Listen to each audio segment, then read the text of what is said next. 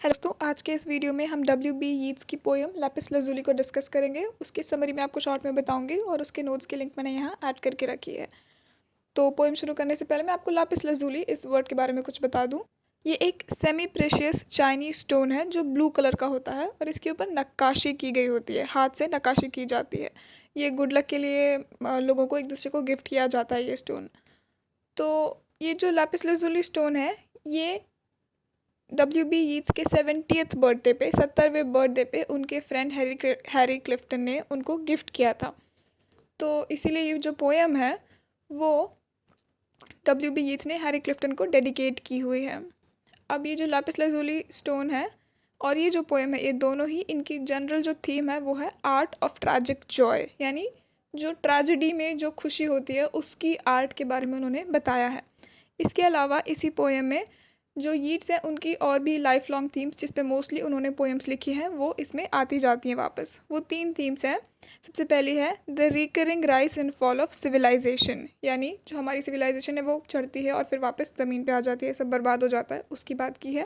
दूसरा है the millennial vision of approaching end of European civilisation, यानी ऑब्वियसली जब ने यीट्स ने ये पोएम लिखी है तो वो यूरोप में थे और उस वक्त वर्ल्ड वॉर का पूरा माहौल चल रहा था, क्योंकि ऑलरेडी फर्स्ट वर्ल्ड वॉर हो चुका था और सेकेंड वर्ल्ड वॉर होने वाला था। तो फर्स्ट वर्ल्ड वॉर से उन्होंने इतना कुछ देख लिया था कि सोचिए दुनिया किस हद तक गिर सकती है, दुनिया नष्ट हो सकती है। तो उन सबको वो चीज़ डर बैठा हुआ था और उनको दिख रहा था कि सेकेंड वर्ल्ड वॉर भी चालू होने वाला है। तो उनको लग रहा था कि यूरोपियन सिविलाइजेशन का अंत अब यहाँ पे हो जाएगा। तो उस सिचुएशन के ऊपर ये पोएम बेस्ड है। और तीसरा और सबसे इम्पॉर्टेंट टॉपिक जो थीम है वो है the triumph of art and philosophy over रूइन, कि चाहे सब कुछ बर्बाद हो जाए लेकिन फिर भी आर्ट और फिलॉसफी जो है ये हमेशा रहेगी और ये हमेशा जीतेगी। जो हमारे मानवीय प्रयास जो भी हम इंसान करते हैं, लड़ते झगड़ते हैं, उन सबसे ऊपर रहेगी हमेशा आर्ट और फिलॉसफी। अब ये जो पोएम है ये टोटल 5 स्टैंजास की है, लेकिन इनकी जो लाइन्स है ये सेम नहीं है, किसी में कम लाइन्स है, किसी में ज़्यादा लाइन्स है।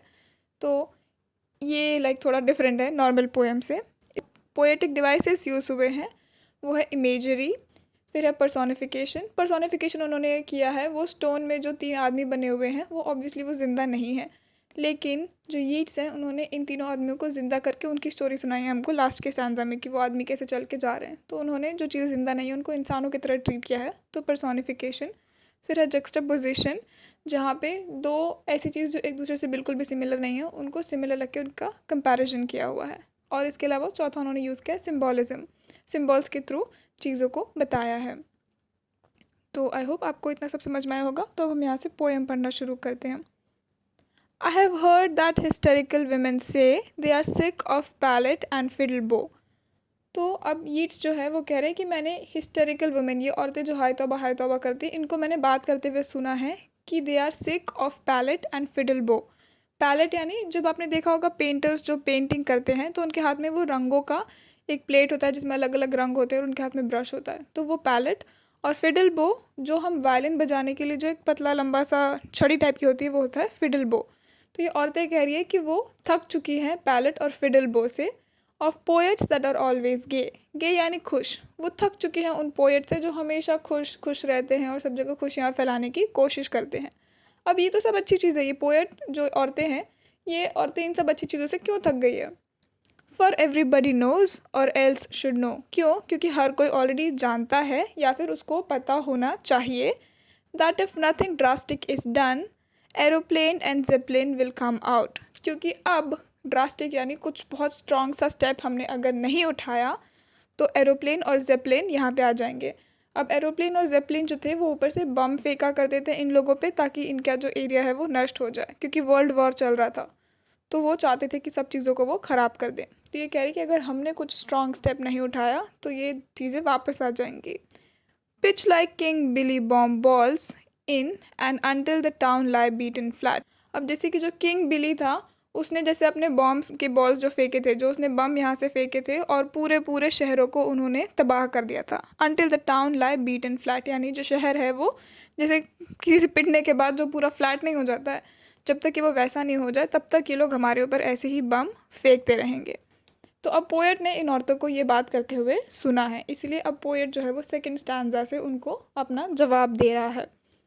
तो ये जो सेकंड स्टैंजा है ये थोड़ा लंबा है और कहीं कहीं बहुत सारे, क्योंकि उन्होंने रेफरेंस दिए अलग अलग चीज़ों के, तो हमें वो समझना पड़ेगा।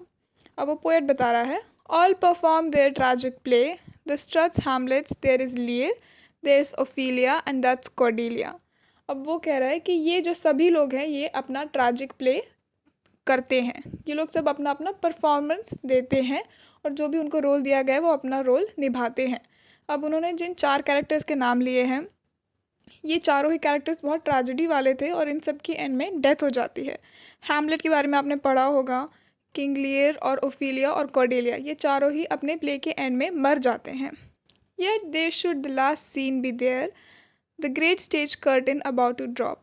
अब वो कह रहा है कि आखिरी के सीन में तो ये लोग मर जाते हैं। आखिरी सीन जब पर्दा गिरता है, जो बड़ा सा ग्रेट स्टेज है उसका पर्दा जब गिर जाता है तो ये लोग मर जाते हैं।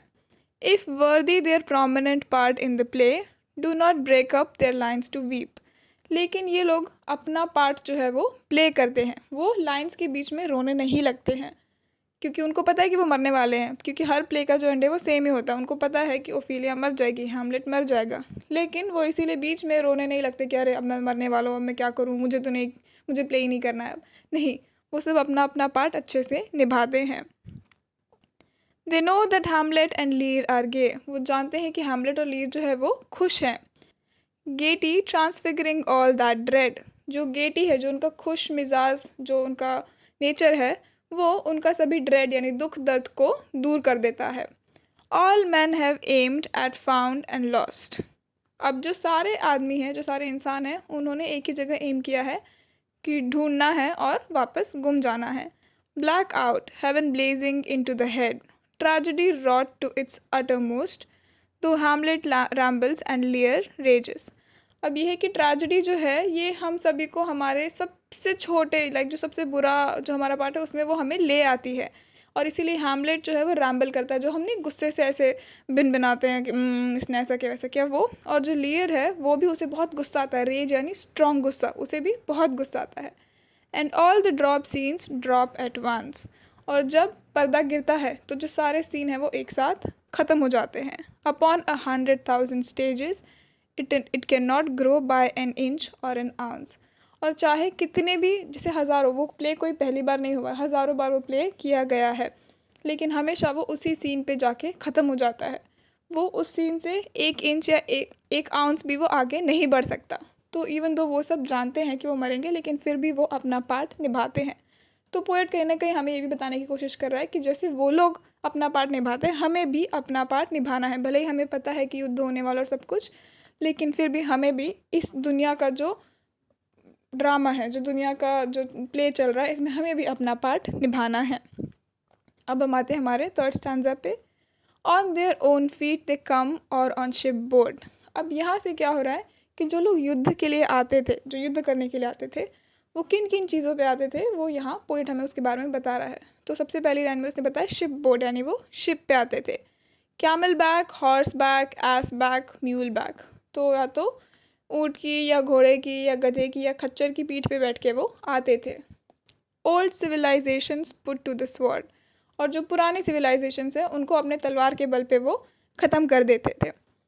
Then they and their wisdom went to rack. और फिर वो अपना दिमाग लेके रैक्स की तरफ जाते थे। No handiwork of Callimachus. अब कैलीमैकस जो है ये बहुत ही फेमस शिल्पकार जिसे हम बोलते हैं वो था। 5th सेंचुरी BC में ग्रीक स्कल्प्टर था जो कि बहुत ही सुंदर सुंदर स्कल्पचर्स बनाया करता था। तो वो कह रहे हैं कि ये लोग उसकी तरह नहीं हैं जो कि कुछ अच्छा काम करने के लिए आए हैं। Who handled marble as if it were bronze.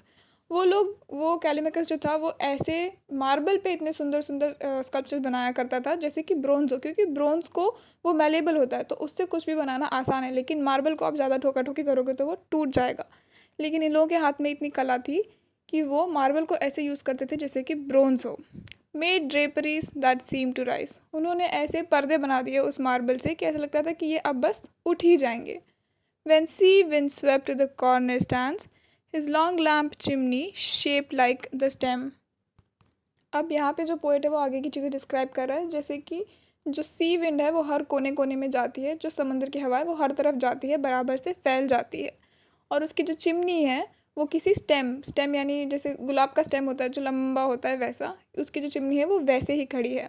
Of a slender palm stood but a day, एक पाम जो स्लेंडर जो पतला लंबा पाम होता है उसकी तरफ वो खड़ी है। All things falls and are built again and those that built them again are gay. वो कह रहे हैं कि ये उसी तरह सारी चीज़ें जो है वो वापस गिर जाती है और वापस से नई बनाई जाती है, और जब वो वापस बनाई जाती है तो वापस वो खुश रहती है, वो खुशी खुशी उनको वापस बनाया जाता है, अच्छा बनाया जाता है। अब हमारे फोर्थ स्टैंजा से जो पोएट है उसने जो स्टोन के ऊपर कार्विंग की हुई है लोगों की, उसको उन्होंने पर्सोनिफाई किया है और उनके बारे में हमें बताया है। तो उसमें जो कार्विंग की है उसमें 2 चाइना मैन है, 2 China man behind them a third. तो 2 चाइना मैन और उसके पीछे एक और, तो तीसरा आदमी, वो लोग सब उस पत्थर में हैं। Are carved in lapis lazuli, over them flies a long leg bird, a symbol of longevity.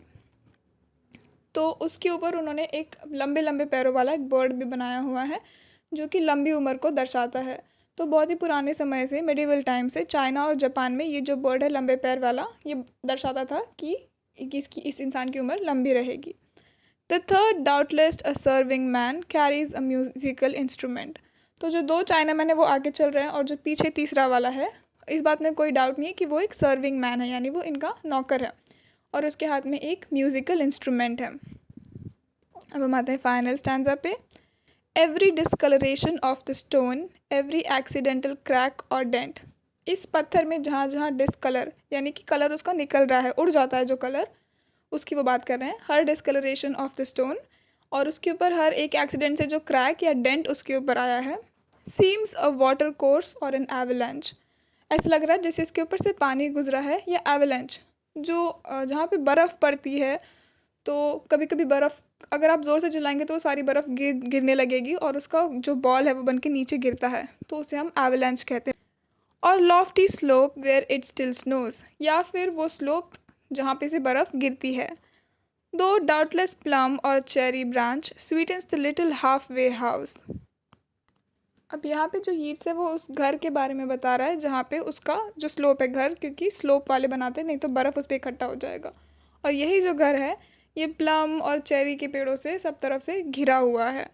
Those Chinaman climb towards and I delight to imagine them seated there. अब ये जो चाइना मैन है ये उसी घर की तरफ चढ़ के जा रहे हैं और मुझे अच्छा लगता है, आई डिलाइट, कि मैं ऐसा इमेजिन करूँ कि वो लोग वहाँ जाके बैठ गए हैं। मैं ऐसा इमेजिन करता हूँ, मुझे अच्छा लगता है। There on the mountains and the sky, वो ऊपर बैठ गए हैं जहाँ पे पहाड़ और आसमान है। On all the tragic scene they stare, वो ऊपर वहाँ पहाड़ और आसमानों पे बैठ के नीचे जो भी ट्रैजिक सीन, जो भी दुख दर्द भरी वाली चीज़ें हो रही है वो उन्हें देखते हैं। One asks for mournful melodies, mournful यानी दुख भरी। तो उन दोनों जो चाइना मैन हैं उनमें से एक जो है वो अपने स्लेव को, अपने नौकर को बोलता है कि तुम कोई दुख भरी मेलोडी बजाओ। अब आपको याद होगा 4th स्टैंजा में ऑलरेडी उन्होंने मेंशन किया है कि जो तीसरा जो उनका नौकर है उसके हाथ में एक म्यूज़िकल इंस्ट्रूमेंट है। तो ये जो आदमी है ये उसको बोलता है कि तुम कोई दुख भरी मेलोडी बजाओ। Accomplished fingers begin to play, और वो जो उनका नौकर है, जो सर्वेंट है, वो बजाना चालू कर देता है। Their eyes mid many wrinkles, their eyes, their ancient glittering eyes are gay. आँखों के नीचे जो है उनकी बहुत सारी झुर्रियाँ, क्योंकि वो बूढ़े हैं, उनकी उम्र हो चुकी है। उनकी आँखें जो कि एंशियंट है यानी बहुत पुरानी है, उनकी आँखों में एक चमक है और उनकी आंखें अब खुश है। क्यों? क्योंकि वो मेलोडी सुन पा रहे हैं, वो ऊपर बैठ के सब कुछ देख रहे हैं और उन्हें वो मोर्नफुल मेलोडी वो सुन पा रहे हैं, इसकी वजह से वो खुश हैं। तो इन दी एंड पोएट बता रहा है कि चाहे इस दुनिया में कितना ही बुरा सब कुछ हो रहा हो, दुख दर्द सब कुछ फैला हो, लेकिन जब तक हमारी ज़िंदगी में आर्ट है और फिलॉसफी है, हमें किसी चीज़ से डरने की ज़रूरत नहीं है, हमें किसी चीज़ से कुछ दुख नहीं होगा। क्योंकि हमेशा जब भी हमें दुख है भी तो भी आर्ट या फिलॉसफी हमेशा हमें बचाने के लिए आएगी और वही सारी चीज़ों को नॉर्मल करेगी। और इसी के साथ ये पोएम यहाँ ख़त्म हो जाती है। आई होप आपको ये समझ में आई होगी और अच्छी लगी होगी। I hope to see you guys in the next one.